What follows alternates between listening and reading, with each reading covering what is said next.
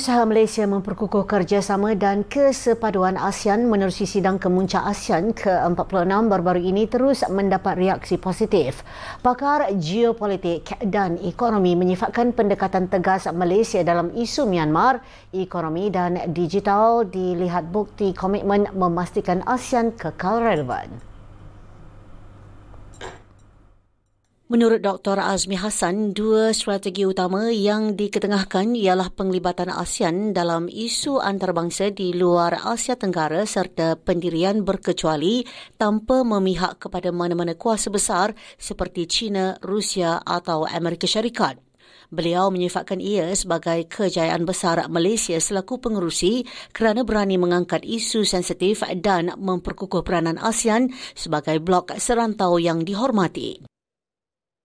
Yang kedua adalah strategi kedua adalah supaya menentukan ASEAN itu neutral, mengambil pendekatan tidak menyebelahi mana-mana pihak kuasa besar sama ada China, Rusia ataupun Amerika Syarikat dalam hal ini. Jadi ini saya melihat kejayaan besar Malaysia sebagai pengerusi mesti selesaikan isu Myanmar dan juga ASEAN kekal relevan dan menjadi gah seperti mana organisasi politik yang lain, organisasi serantau yang lain supaya ASEAN disegani dengan dapat menyelesaikan masalah bukan sahaja dalaman tetapi. Beliau menyifatkan deklarasi Kuala Lumpur 2045 sebagai dokumen penting yang membentuk hala tuju rantau ini. Bukan hanya isu serantau tetapi keupayaan ASEAN bertindak terhadap krisis antarabangsa.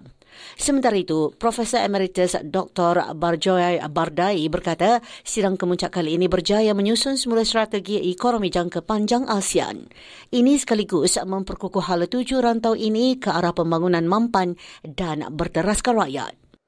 ASEAN dianggap sebagai negara ketiga paling ramai penduduk di dunia dan merupakan negara kelima terbesar di dalam ekonomi dunia, dan ini akan menjadi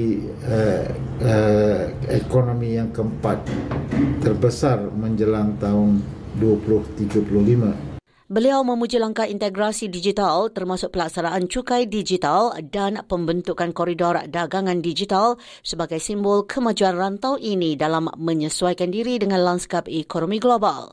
ASEAN kini dilihat menuju ke arah menjadi ekonomi keempat terbesar dunia menjelang 2035 dengan populasi melebihi 673 juta penduduk dan pertumbuhan melebihi 6% setahun.